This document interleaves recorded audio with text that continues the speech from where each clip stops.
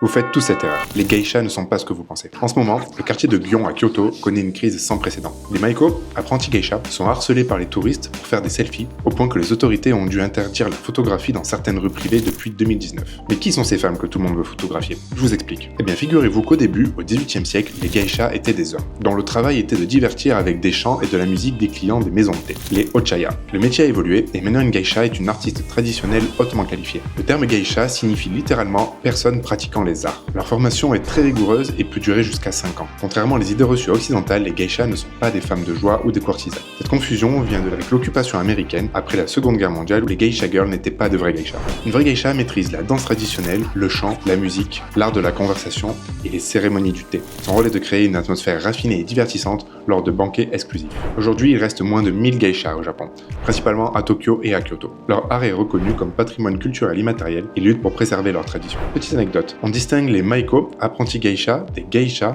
par la taille de leur ceinture, le obi. Le obi d'une maiko est beaucoup plus long que le obi d'une geisha. Si vous rêvez d'apercevoir ces artistes uniques, vous pouvez réserver soit sur Klook pour une cérémonie du thé, soit sur Get Your Guide pour une visite du quartier de Lyon avec un guide et un bout de soirée avec une geisha dans un restaurant. Et je vous préviens, c'est vraiment pas donné et les guides en général parlent que anglais. Maintenant vous en savez un peu plus sur les geishas. Et si vous passez par Kyoto et que vous croisez une geisha, pensez à respecter son travail, dites-vous qu'elle travaille et ne la prenez pas forcément en photo même si c'est très tentant. Dites-moi en commentaire quel autre mythe japonais vous voudriez que je traite. En attendant, je vous dis prenez soin de vous et à la prochaine.